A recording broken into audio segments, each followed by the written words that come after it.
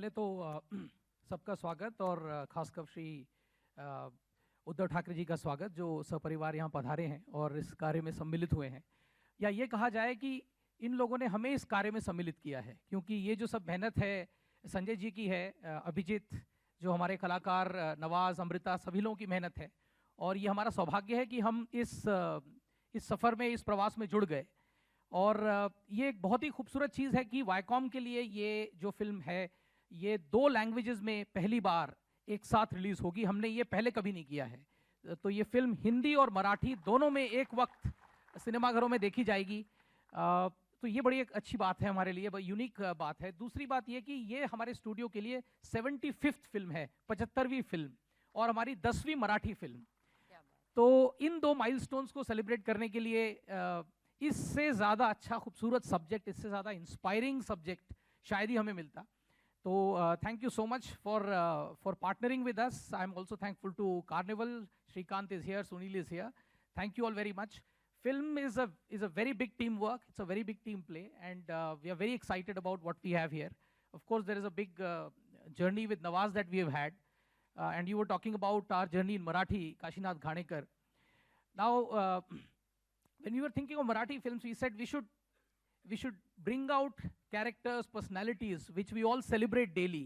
So why do we go and look for fiction stories and new stories when there are such cinematic characters that exist and such stories that already are there, you know? But doing this film is also a huge responsibility, because as you said, you used the word, you know, chai mein pani kam, you know, with Balasaheb Thackeray, anything that you do, the standards are so high, the bar is so high that it's almost embarrassing that you are going on this venture. So I would really want to compliment Nawaz, who's dared to, you know, roar like the tiger here, and I think it's a very ambitious venture for us, and we are so looking forward to it. Thank you so much. It was pleasure talking to you, sir. से तो जितना भी कुछ पूछा जाए शायद वो कम होगा, क्योंकि जिस तरीके का आपका एक अटूट रिश्ता रहा है बाला साहेब ठाकरे जी के साथ। लेकिन मैं कम बोलता हूँ इस बारे में, चलिए हमेशा मेरे मन में रखता हूँ। आज थोड़ा सा कुछ आपसे सुन लिया जाए। बताइए कि क्या विजन रहा है आपका इस फिल्म के पीछे। देखिए, बाला साहब ठाकरे जैसी महान व्यक्ति इतिहास में बार बार पैदा नहीं होती। जिसे हम अमर कहते हैं, वो अमरत्व तो बाला साहब के पास ही रहा, हमेशा, आज भी है। और जब मैं उनके साथ जब देखता हूँ कि मेरा उनके साथ जो प्रवास रहा वो बहुत ही रोमांचक रहा। बाला साहब में एक ऐसी शक्ति थी कि उनके आसपास आने वाले किसी भी सामान्य व्यक्ति को वो असामान्य बना देते थे। कोई भी सामान्य व्यक्ति उनके साथ है, वो शूर बना देते, उनको वीर बना देते, उसको असामान्य बना देते। कि मैं बाला साहब के साथ काम करता हूँ या उनके साथ मेरा रिश्ता है, उसका मतलब है आप असामान्य है। तो बहुत से सामान्य व्यक्तियों को असामान्य बनाने की ताकत हमेशा बाला साहब में रही, वो मैंने नज़दीक से देखा है, महसूस किया है। एक शक्ति थी वो, आज भी वो शक्ति हमारे साथ है। दोस्तों, शायद यही वो बातें हैं जो बहुत ही उभर कर, बहुत ही निखर कर, जिस तरीके का आपका ये जो ख्याल है, जो एक्सपीरियंस आप हमारे साथ शेयर कर रहे हैं इस वक्त, ये सब कुछ इस फिल्म में बहुत कोशिश किया है मैंने। देखिए, बाला साहब जैसी व्यक्ति या महान व्यक्ति को 2 घंटे में या 3 घंटे में आप पर्दे पर नहीं बना सकते हो, नहीं उतार सकते। जिसे आप लार्जर देन लाइफ कहते हो, उनसे भी बड़े थे बाला साहब। जो उनके साथ रहे वो महसूस करते थे, और जो नहीं रहे वो ज़्यादा महसूस करते बाला साहब के बारे में। तो मैं सोचता हूँ कि ये एक छोटा सा हमने कोशिश की है बाला साहब को लोगों के सामने फिर एक बार। देखो, हम जो कहते हैं कि बाला साहब शेर थे, हमने जंगल में बहुत शेर देखे हैं, ऐसा नहीं। लेकिन आज भी बाला साहब हमारे बीच नहीं है, फिर भी लगता है कि शेर है, शेर अभी जिंदा है। वो दहाड़ हम सब सुन सकते हैं एक बार सुनेंगे। इतिहास में वो दहाड़ कोई मिटा नहीं सकता है। बिल्कुल। ठाकरे का मतलब ही है कि दहाड़ है, गर्जना है, और रहेगा वो। बहुत बहुत धन्यवाद संजय जी, बहुत बहुत धन्यवाद आपका। और मैं चाहती हूँ कि हमारे जो डायरेक्टर साहब हैं उनके बारे में भी सर, हमारे जो डायरेक्टर साहब हैं उनके बारे में भी आप चंद शब्द कह दें। नहीं नहीं, मैंने कहा कि हमारे जो डायरेक्टर साहब हैं इस फिल्म के, उनके बारे में भी अगर आप चंद शब्द कह सकते हैं तो। मिस्टर पानसे, अभिजीत को मैंने बहुत बचपन से देखा है, और जैसे अजीत अंधारे जी बोल रहे थे कि एक बहुत बड़ा वेंचर है। जब मैंने उसकी शुरुआत की तब मेरे साथ कोई आने को तैयार नहीं था। बहुत से डायरेक्टर्स या और मेरे पास नहीं, अरे बाला साहब की फिल्म पॉसिबल नहीं है, मैं नहीं करूँगा। मैं बड़े बड़े डायरेक्टर के पास गया था, लेकिन फिर मुझे अचानक अभिजीत याद आया। बोला ये है कोई मेरे साथ नया लड़का काम करेगा। अभिजीत ने भी बाला साहब को देखा है हमेशा, और अच्छा, बहुत अच्छा काम किया है अभिजीत ने। डायरेक्टर क्या होता है, बाला साहब की भूमिका हो या माँ साहब की भूमिका अमृता जी ने की है या नवाज भाई ने बाला साहब की भूमिका की है, अपने आप बाला साहब अंदर आ जाते हैं। लेकिन माँ साहब को लाना थोड़ा कठिन था, क्योंकि उनका कोई रेफरेंस ही नहीं है माँ साहब का। बाला साहब के तो बहुत रेफरेंस है, आपने भाषण देखे हैं, सब देखे हैं, लेकिन माँ साहब का कोई संदर्भ नहीं रहा। तो सबसे ज़्यादा कठिन काम अमृता ने किया है, ये माँ साहब का। तो अभिजीत मेरे साथ जुड़ा है पहले से। स्क्रिप्ट राइटिंग से लेकर स्टोरी तो मैंने बनाई, मैं बाला साहब को ज़्यादा देखा है, लेकिन ये सब जो कलाकार मेरे साथ जो क्रू था, उनमें बाला साहब लाना बहुत ज़रूरी था। हमने कोशिश की, अभिजीत ने बहुत मेहनत की है। नवाज भाई को मैं बहुत उनका फ़ैन रहा हूँ। लोग मुझे पूछते हैं कि नवाज भाई को आपने बाला साहब का रोल कैसे दिया, एक लंबी कहानी।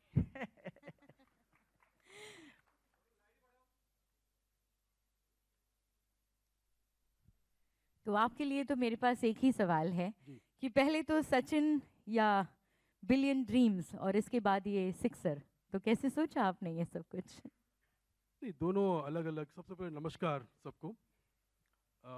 मैं शुक्रगुजार हूँ उद्धव जी ठाकरे साहब का और संजय जी रावत जी का कि उन्होंने हमको अपॉर्चुनिटी दिया इस मूवी में एसोसिएट होने का। Thank you very much for that.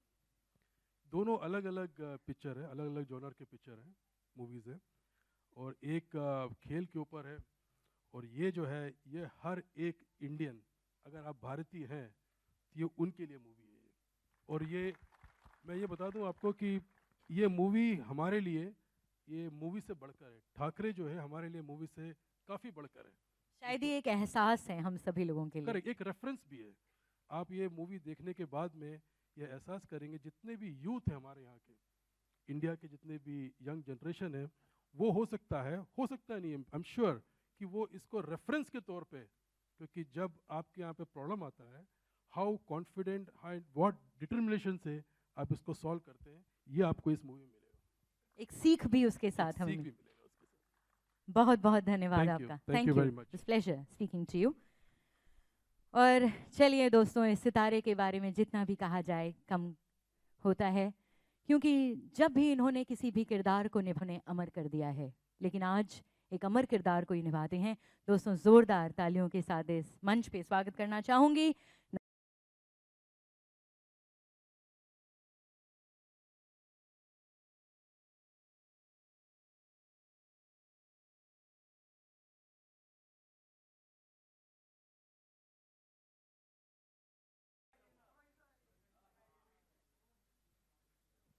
तो आपके लिए, जैसा मैंने कहा कि हर किरदार जब आप उसका रोल निभाते हैं तो उसको अमर कर देते हैं, और अब इस अमर किरदार को आप निभा रहे हैं, तो क्या भावना रही है और आपकी, और क्या कहना चाहेंगे आप? पहले तो नमस्कार सबको, और थैंक यू राव साहब। पहली बार जब मैंने ये न्यूज़ सुनी और ये रोल मैं कर रहा हूँ, और मुझे यकीन नहीं हुआ अपने आप पे। फिर हम लोग नीचे गए, जहाँ पे हम लोग बात कर रहे थे, तो उसके नीचे गए, और मेरी लाइफ का आई थिंक सबसे ग्रेट मोमेंट था वो। हम लोग तीन साथ में थे, मैं, ब्रदर और मेरा अनूप। तो मेरी खुशी वो उनको मालूम होगा कि कितना खुश हुआ था मैं, और क्योंकि इसलिए खुशी हुई कि आई थिंक मेरे लिए सबसे चैलेंजिंग रोल था।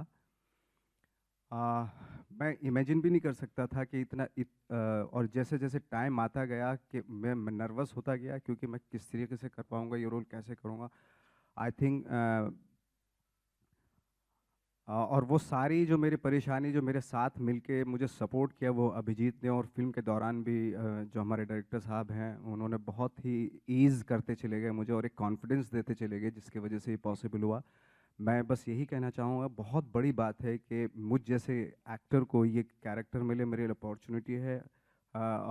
थैंक्स टू उद्धव जी साहब का बहुत बहुत शुक्रिया, राउत साहब का बहुत बहुत शुक्रिया कि मुझे ये अपॉर्चुनिटी मिली, और मैंने कोशिश की है कि मैं इसको अप टू द मार्क करूं, क्योंकि बाला साहब की जो पर्सनैलिटी है वो इतनी वास्ट है, इतनी बड़ी है कि हम सिर्फ कोशिश कर सकते हैं वहाँ तक पहुँचने में, और वो चंद ही लम्हों में आपको एक उसका छोटा सा एक ग्लिम्सेस कुछ दिखाई देंगे। Thank you very much. Thank you so much, thank you. तो चलिए अब आपको उनसे मिलवाते हैं जिन्हों बहुत बहुत स्वागत है आपका। और अमृता जी, मैं आपसे यही पूछना चाहूँगी कि हमारे जो स्पीचेस हुए हैं उसके दौरान, जैसा कि राउत साहब ने कहा कि ना कोई रेफरेंस था, कहीं हम बहुत ज़्यादा जानते नहीं थे, हम उनकी स्पीचेस नहीं थी, तो कितना कठिन था आपके लिए और किस तरीके से आपने इस किरदार को निभाया और क्या कोशिश रही आपकी और किस तरीके का होमवर्क रहा आपका? सगळ्यांना माझा नमस्कार आणि मीडियाला पण thank you to be here with us on such a big day. बिल्कुल सही बोला आपने, माँ साहब का कोई रेफरेंस नहीं था, बहुत मुश्किल था मेरे लिए। मैंने एक बार सोचा भी कि आपसे रश्मि जी या उद्धव जी से क्या मुझे कांटेक्ट करना चाहिए, क्या पता करना चाहिए कि वो कैसी थी, उनका बॉडी लैंग्वेज कैसा था, उनकी पर्सनालिटी कैसी थी। पर मैंने फिर अपना कुछ रिसर्च किया, देखते हैं। और of course you know I would definitely like to thank my director Abhijeet Pandey sir, Rohan Mapuskar, and of course Sanjay Raut ji, Uddhav ji, Rashmi ji. This is just not casting, ये एक बहुत बड़ा कॉम्प्लीमेंट है। जब ऐसा रोल आता है ये एक सम्मान है और ये मुझे मिला है, ये बहुत गर्व की बात है। Thank you so much. And मैं उम्मीद करती हूँ कि लोगों को हमारा काम पसंद आए। जैसे कि सब ने कहा है, ये आसान नहीं है कि इतने बड़े शख्स पे आप एक फ़िल्म बना रहे हो, वो भी 2-2.5 घंटे की फ़िल्म। आसान नहीं है, हमारी कोशिश रही है और आपका साथ मिले तो हमें सफलता मिलेगी। जय हिंद, जय Maharashtra. Thank you You're Amruta doing ji, a lovely job. Thank you so much.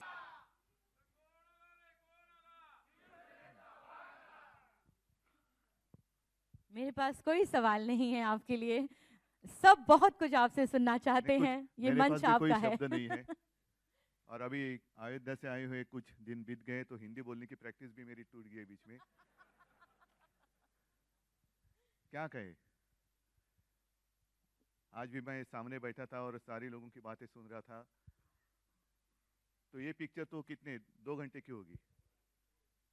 मैंने तो पूरे 52 साल की पिक्चर देखी है।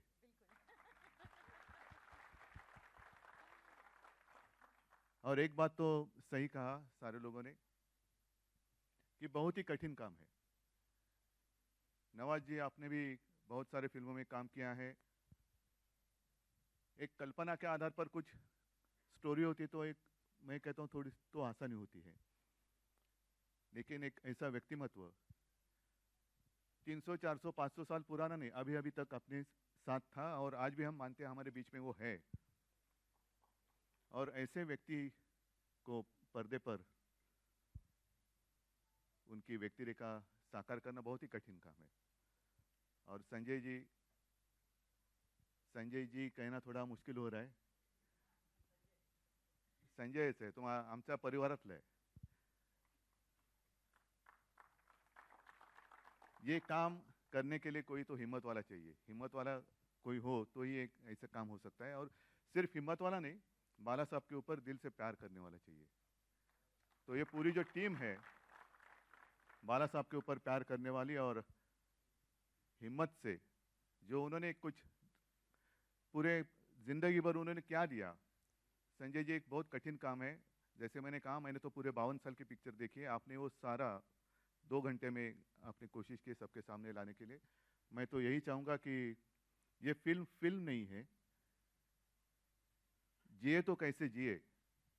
जो बाला साहब कहते थे कि जीना हो तो मर्द के जैसे जियो, तो ये जो एक संदेश उन्होंने दिया था, वो संदेश इसमें मैं मानता हूँ कि आपने दिया होगा। मैं तो पूरे दिल से प्रार्थना करता हूँ कि सिर्फ ये फिल्म नहीं, ये जो आपने शिवधनुष्य उठाया है, शुभकामना है।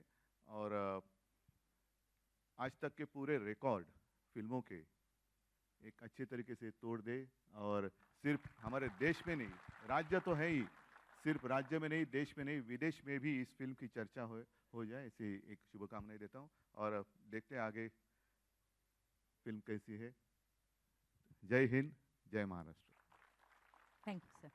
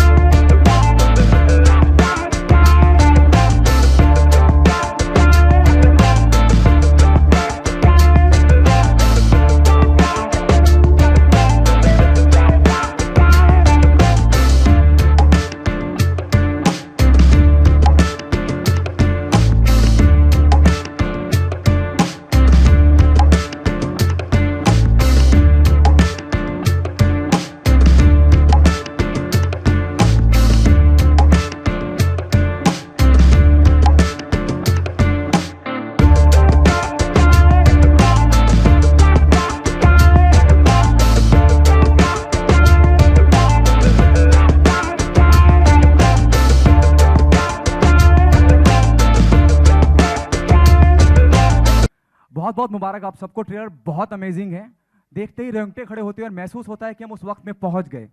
संजय जी, आपसे मेरा पहला सवाल आपसे करना चाहूंगा, क्या चैलेंज था आपके लिए कास्टिंग? जैसे बहुत लोगों ने कहा स्टेज पे कि बड़ा मुश्किल था लोगों को लाना, और वो कौन डायरेक्टर जिसने आपको कहा? मैं आपका समझा नहीं क्या?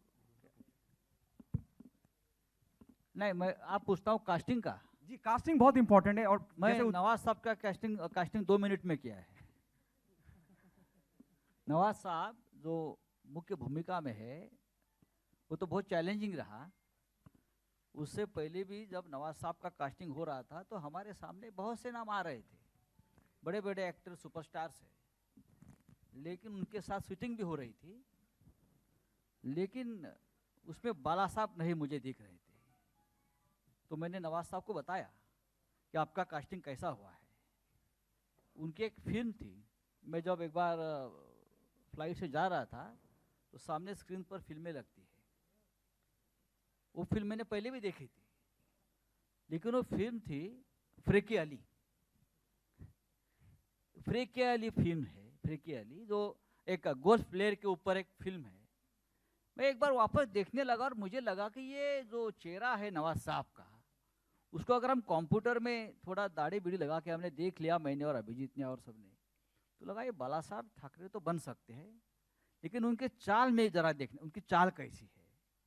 तो जब वो गोल्फ के वो मैदान से चलते हैं अपने स्टाइल में, वो पूरा किट लेकर, तो मैंने ये चाल में भी दम है उनके। उनको एक बार मैंने बुलाया ताज लैंडस्टैंड में, और मैं उनको चेहरों को नहीं देख रहा था, वो कैसे चल रहे हैं, उनकी स्टाइल क्या है चलने की, वो मैं देख रहा था। 2 मिनट में उनको बोल दिया कि मैं ठाकरे फिल्म बना रहे हैं और आप बाला साहब ठाकरे हैं। ये 2 मिनट की कास्टिंग है। जैसे हमारे डायरेक्टर जी है अभिजीत पानसे, उनको भी कहा कि आपको हमको ठाकरे बनाना है और आपको डायरेक्शन करना है। ये हम जो कास्टिंग काउच जो एक चलता है ना, यहाँ कोई कास्टिंग काउच नहीं हुआ है ना जेंट्स ना लेडीज, ये एक मिनट में हमने कास्टिंग कर दिया है। बस ये माँ साहब है ये कोई दत्ता जी साळवी है, या हमारे दिमाग में पूरे कास्ट फिट थे, हमने कर दिया। हमको बाला साहब को दिखाना है और उनका माहौल दिखाना है। मुझे लगता है हम थोड़े बहुत उसमें कोशिश की है, अभी आपके ऊपर है।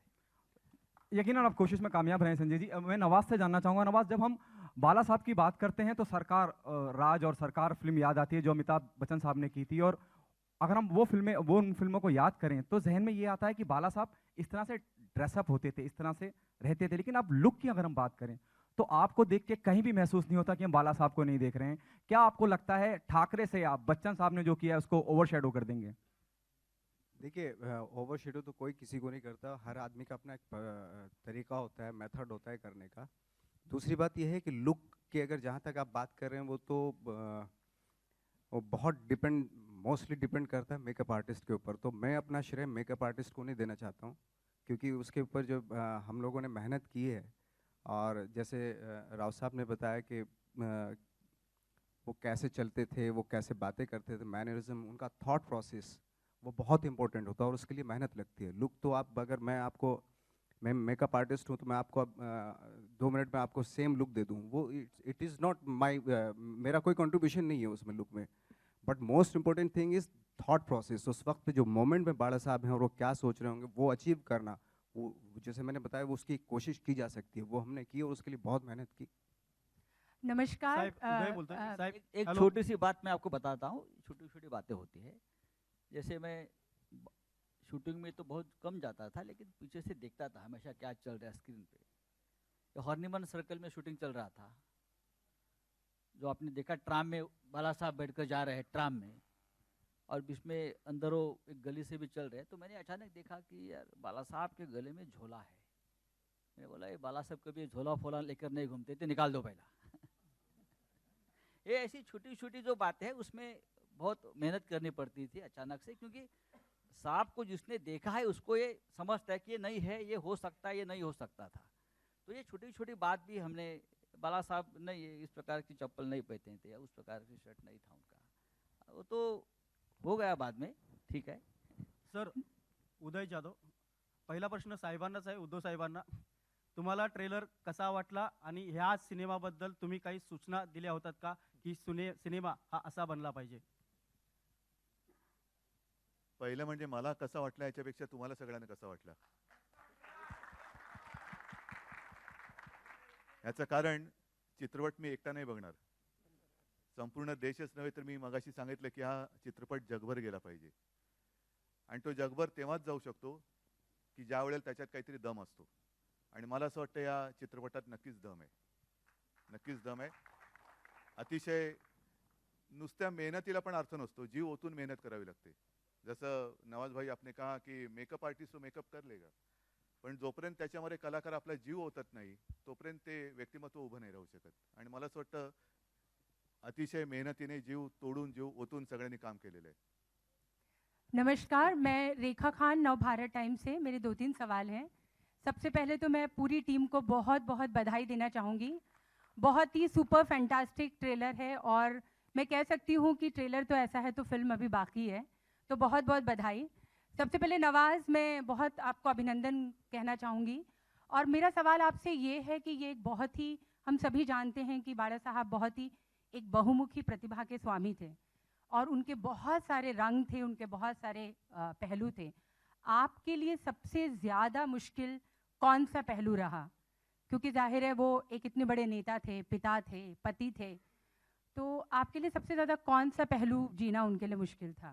देखिए, उनका तो कोई भी पहलू बहुत आसान नहीं था, बहुत मुश्किल था, है ना, उसको निभाना। और स्पेशली जो इनकी स्पीचेस थी, जो ईज़ था उनके पास, टेक्निकली अगर मैं बात करूं तो जो ईज़ था उनके पास बात करने का, और जो वो उनकी स्पीचेस जैसे आजकल देखा जाता वैसी नहीं थी, बहुत ही कन्वर्सेशनल होती थी। जैसे बात कर रहे हो, जैसे मेरे पास ऑडियंस को ऐसा फील होता होगा उस वक्त पे कि जैसे उनके पास बैठ के उनकी बातें सुन रहे, उनकी उनको उनको बोल रहे हैं वो कुछ, उसको महसूस होता था, ऑडियंस को महसूस होता था। तो वो बातें करते थे, वो स्पीच नहीं होती थी उनकी। तो वो हमारे लिए सबसे बड़ा टास्क था एक्चुअली, कि जब वो स्पीचेस हो एक ईज़ हो और वो बिल्कुल लाइक कन्वर्सेशनल हो।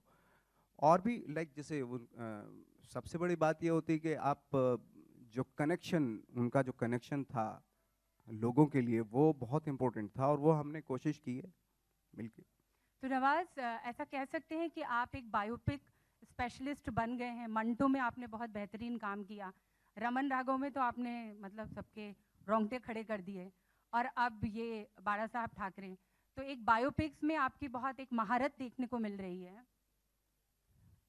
नहीं, महारत तो देखो किसी चीज़ में नहीं होती। मैं कोई परफेक्शन तक पहुंचने की एक वो होती है, बट पहुंचता कोई नहीं है एक्टर। बस पूरी लाइफ यही होती है कि उसको खोजते रहें, डिस्कवर करते रहें, फाइंड आउट करते रहें कि क्या करेक्ट हो सकता है किसी भी चीज़ के लिए। तो परफेक्शन तो या महारत ही तो, या महारत तो हासिल मैंने की नहीं है, क्योंकि अभी बहुत कुछ अभी बाकी है। मैं एक सवाल मैं डायरेक्टर साहब से करना चाहूँगी। अभिजीत जी, बहुत बहुत अभिनंदन आपको, बहुत बहुत कंग्रेचुलेशंस। आमतौर पे हम देखते हैं कि जब बायोपिक्स होती हैं तो उसमें किसी भी किरदार को बहुत ज़्यादा एक हीरोइक अंदाज में दर्शाया जाता है, काफ़ी महिमा मंडित किया जाता है। बाड़ा साहब की पर्सनालिटी तो खैर हीरोइक थी ही हर तरह से, लेकिन हम देखते हैं कि बायोपिक्स में बहुत सारे जो ग्रे पहलू होते हैं वो नज़र नहीं आते हैं। और बहुत बार हमने ऑफ लेट बॉलीवुड में देखी हैं, बहुत सारी बायोपिक्स ऐसी हैं जो उस चरित्र, जो उतना लेजेंडरी किरदार थे, उनके साथ में वो इंसाफ नहीं कर पाए।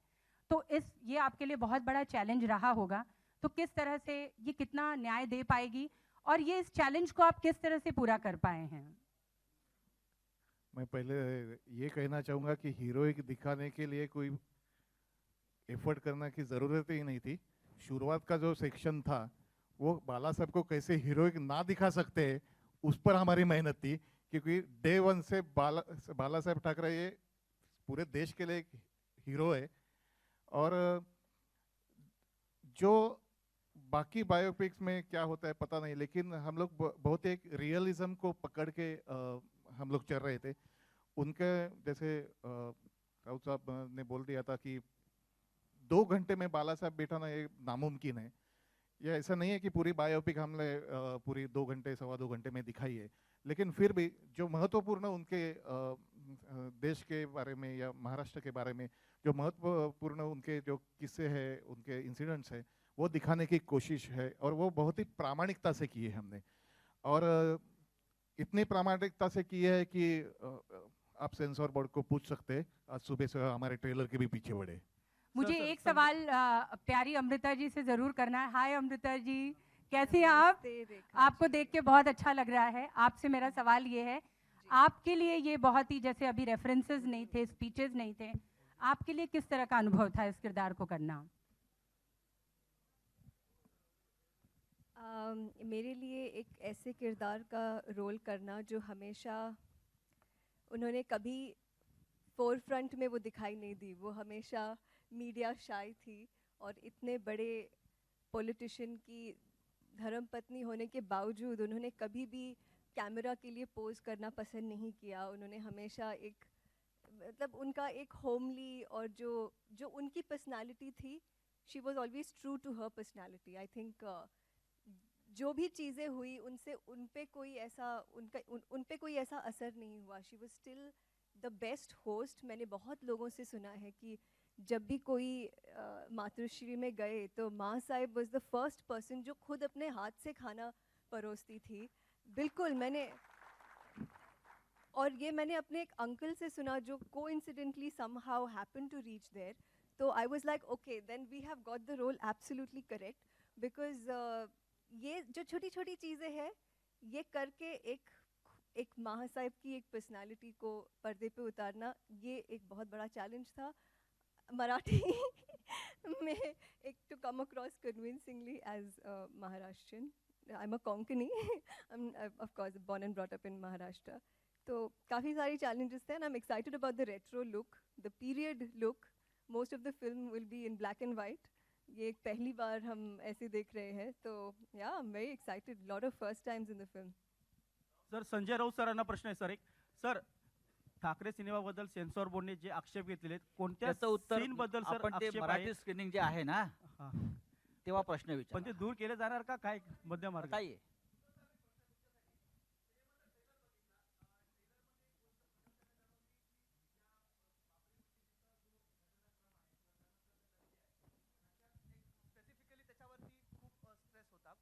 एकंदरीत त्याच्यावरच थोडं ऑब्जेक्शन असल्याचं आम्हाला कळतं आहे सेन्सॉर बोर्डचा आजच्या ट्रेलरमध्ये एक जो पोर्शन आहे दाखवलेला त्याच्याबद्दल असावं असं म्हटलं जातं आहे त्याच्याबद्दल एक तर पहिले आपलं मत काय या ऑब्जेक्शनबद्दल सेन्सॉरने घेण्याबद्दल आणि दुसरी गोष्ट या प्रसंगाबद्दलच एकूण आपलं ओपिनियन काय आहे जे घडले ते घडलेलं आहे ते लपवण्यामध्ये काही अर्थ नाही आणि मला असं वाटतं इकडे जर का झटपट निर्णय घेतला जात असेल तर मग एकूण बाबरी या विषयाचा झटपट निर्णय झाला तर अधिक योग्य होईल. अभिजित सर तुम्हाला प्रश्न होता की बाळासाहेबांसाठी सगळ्यात हळवा कोपरा म्हणजे उद्धव साहेब आणि त्याच वेळेला राजसाहेब पण तो कुठेतरी दिसतोय आम्ही प्रमोमध्ये पण पाहिला तर हा बॅलन्सिंग ऍक्ट करणं किती कठीण होतं सोपं होतं अभिजित पानसे यांना प्रश्न आहे.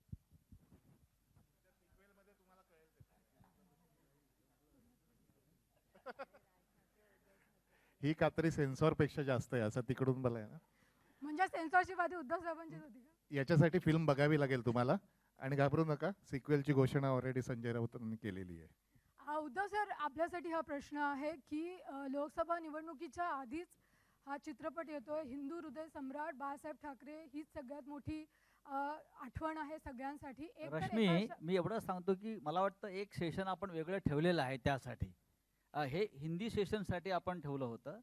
हे सगळे प्रश्न उद्धवजी मराठी जो आपला जो रिजनल मीडिया आहे त्याच्यासाठी आपण वेगळं सेशन नंतर ठेवलेलं आहे आणि मराठीचा ट्रेलर वेगळा आहे पण तुम्हाला मी सांगतो.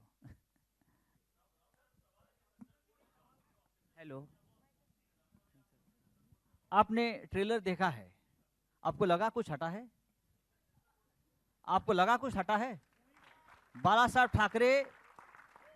साहब ठाकरे जैसे थे जैसे जे वैसे पर्दे पर दिखेंगे. बाला साहब को ना उस वक्त किसी ने रोक लगाई ना अभी कोई रोक लगाएगा. उद्धव जी नहीं अभी पिक्चर की बात करें नहीं मैं आज तो पिक्चर की बात करेंगे. नमस्कार. और वो जो बात है वो मैदान में करेंगे. सर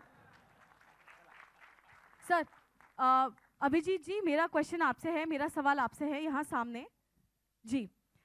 मेरा प्रश्न आपसे ये है कि सभी लोग यहाँ सेंसर बोर्ड की बातें कर रहे हैं हम दरअसल जानना चाहते हैं कि आखिर किन किन चीज़ों पर सेंसर बोर्ड ने आपत्ति जताई है क्या क्या चीज़ें आई हैं निकल करके और आप उसका क्या निष्पक्ष निकालना चाहते हैं आप क्या रिजल्ट निकालेंगे. उद्धव जी एक बार आपसे भी जानना चाहेंगे आपने भी ट्रेलर देखा आपने भी देखा कि क्या क्या इश्यूज आए प्लीज़ आपका ओपिनियन. नहीं जब भी फिल्म आ जाएगी तभी आप देख लेंगे जैसा हमारे निर्माता ने कहा बाला साहब जैसे थे जी वैसे ही दिखेंगे जी और सेंसर बोर्ड के ऊपर सेंसर यहाँ पे है. उद्धव जी एक आखिरी सवाल मेरा उद्धव जी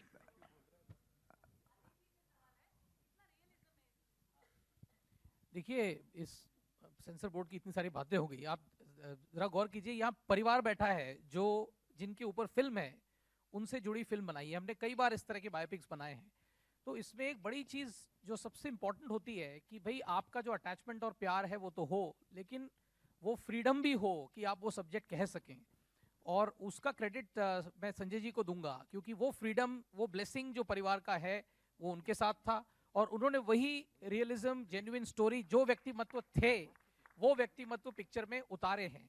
इसमें कोई वाइट वॉश नहीं है या कोई ऐसी कोशिश नहीं है कि उन्हें किसी और थोड़ा सॉफ्टर तरीके से पेश किया जाए.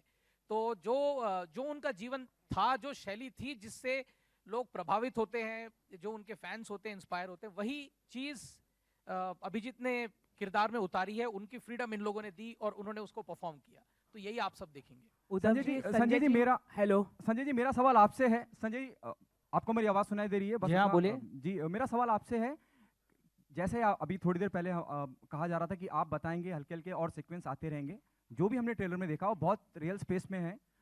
बॉम्बे बॉम्ब ब्लास्ट की हम बात करते हैं, वो आपने दिखाया। क्या फिल्म के अंदर संजय दत्त की जब मैं बात करता हूँ उनका भी जिक्र होगा? क्योंकि मैं आपको क्योंकि ये उस कहना वक्त चाहता हूँ सुनील दत्त साहब कि के ये- साथ अगर किसी ने साथ दिया था तो नहीं, बाला आप साहब ने देखिए, दिया था। हमको लोगों को पिक्चर दिखाना है। नहीं, अगर क्योंकि वो हमको भी एक हिस्सा बताना नहीं रहेगा है। क्या संजय जी? आप पिक्चर देखिए।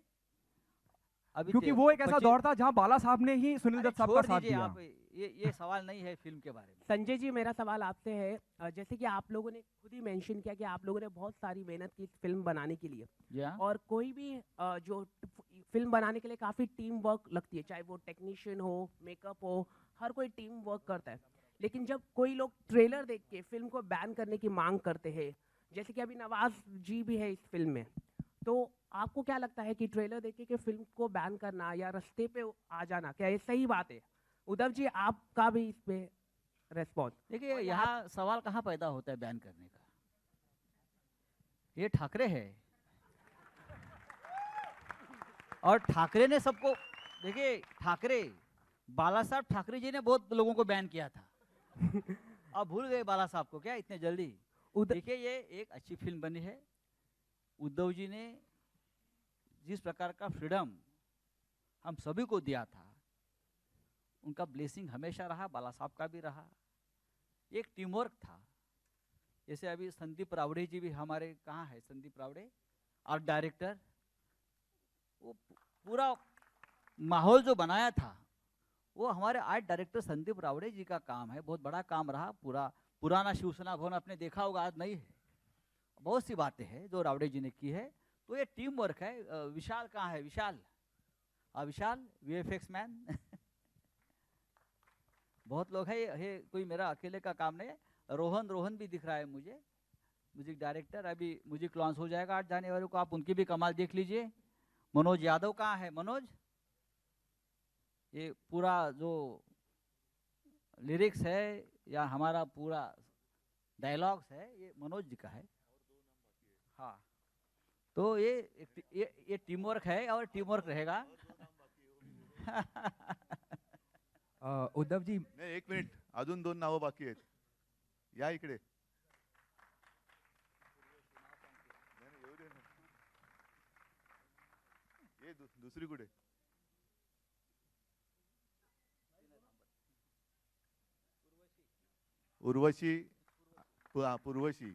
पूर्वशी आणि विदिता कुठे? मी मागे पण बोललो होतो की खऱ्या चित्रपटाच्या निर्मित्या ह्या आहेत. ह्या दोघींनी संजयला काम दिलं होतं. नाही, असं नाही, तुम्हाला कल्पना असेल नसेल, कल्पना नाही मला, पण ह्या संजयच्या दोन्ही मुली,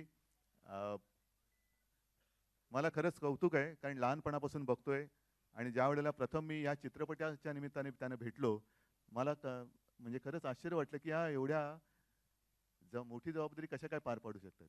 पण अतिशय बारकाईने त्याच्यामध्ये लक्ष देऊन, मग म्युझिक असेल, चित्रपट, एकूण सेट असेल, सगळ्याच गोष्टी, तुमच्या दोघींची खरी कमाल आहे.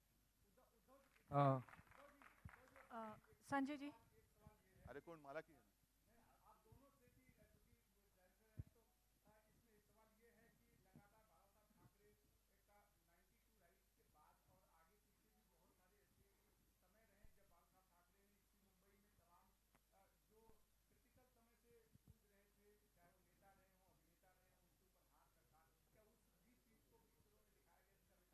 मला वाटतं तुम्हाला सगळ्यांना चित्रपट पाहण्याची जास्त घाई झाली, कारण तुम्ही अख्खा चित्रपट त्याच्याबद्दल प्रश्न विचारून समजून घेण्याचा प्रयत्न करताय. तर जरा थांबा, लवकरात लवकर येतात 23 जानेवारीला हा पूर्ण चित्रपट येतो. Sanjay ji, Uddhav ji and Nawaz and friends, हमारा ये लास्ट क्वेश्चन होगा, so we'll just keep it limited to 1 question, और जिसके बाद 4:30 हमारा मराठी ट्रेलर है। और जैसा कि हमारे सभी लोग ने, माननीय अतिथियों ने यहाँ स्टेज पे बताया कि वहाँ पे बहुत कुछ आप लोगों को पूछने के लिए मिलेगा। तो बस एक आखिरी प्रश्न। ओके संजय जी, यहाँ पे जो आप सेंसर बोर्ड की जो आप बात कर रहे थे, इट्स जो आप लाइफ की बात कर रहे हो, ऑब्वियसली द फैमिली बता पाएंगे कि उनकी लाइफ कैसे दिखाई जाएगी, सही है कि गलत है? सही है क्या गलत है ये परिवार बताएगा, हम बताएंगे। नहीं, वो सही बात है जो आपने बोले। मैं जो पूछ रही हूँ कि सेंसर ने जो बताया है कि there are some things that are polarizing in it, जो उनको शायद नहीं दिखाना चाहिए। क्या एक तो क्या ये बात सही है, दूसरी अगर सही है तो इस पे आपका क्या विचार है? क्या सही है क्या गलत है बाला साहब के बारे में, बाला साहब के बारे में खासकर क्या सही है ये गलत है, ये तय कौन करेगा? So polarizing words, polarizing sentences or something like that ऐसा are कुछ नहीं serious, है। especially because this film is coming Bala before the साहब election. जैसे पूरे जिंदगी में रहे, जिए, बोले, बात किया, उसने बाला साहब ने जो विचार दिया, जो भूमिका व्यक्त की, उसे बायोपिक कहते हैं। ये ट्रू स्टोरी है।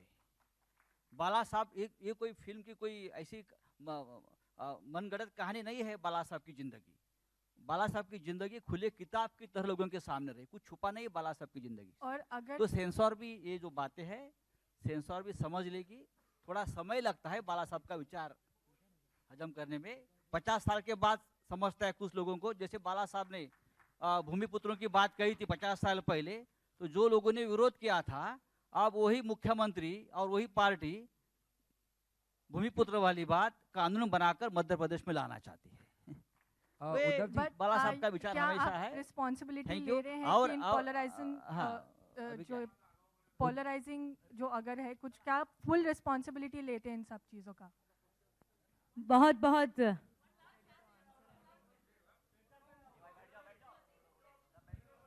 उद्धव जी, एक मिनट